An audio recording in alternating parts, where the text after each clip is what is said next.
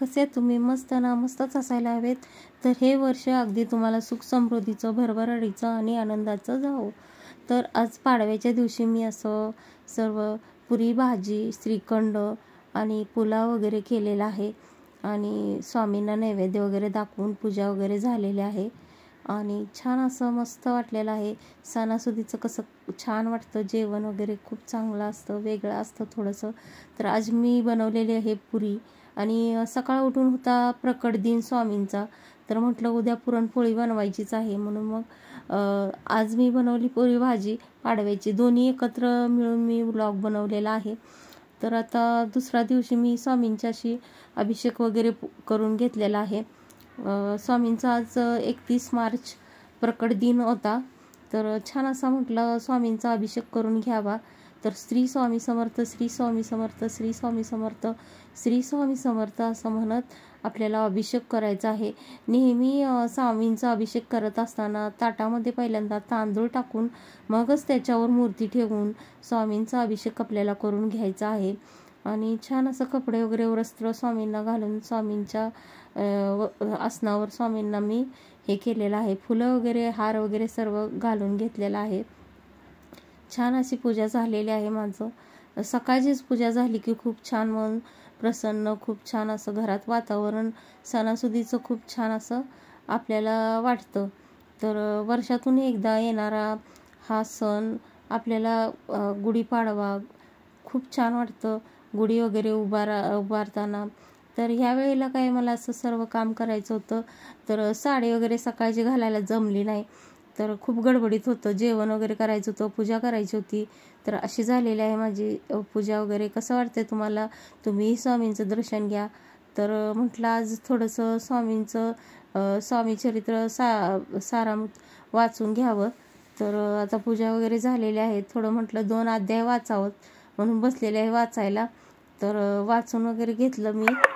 खूप छान वाटतं हे पुस्तक वगैरे वाचल्यावर, खूप छान मस्त आपल्या मुलांसाठी, संसारासाठी आपलं खूप छान घराला प्रसन्नता आणि सुख दुःख दारिद्र्य याच्याशी आपण खूप चांगला सामना करू शकतो.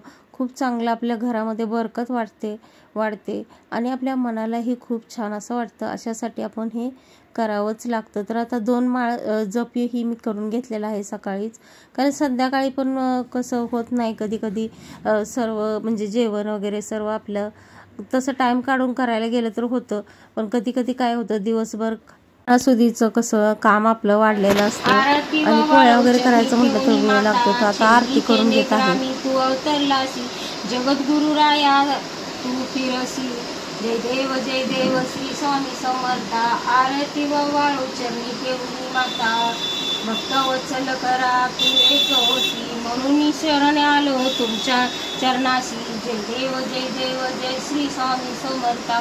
आरती व वाळू चरणी ठेवली माता, प्रेजुनी परब्रह्म तुझा अवतार, त्याची काही वर्णू लीला पामर. शेषादी शिल्ले न लागे त्या पार, जेथे जडमुठ कसा भरू मी विस्तार.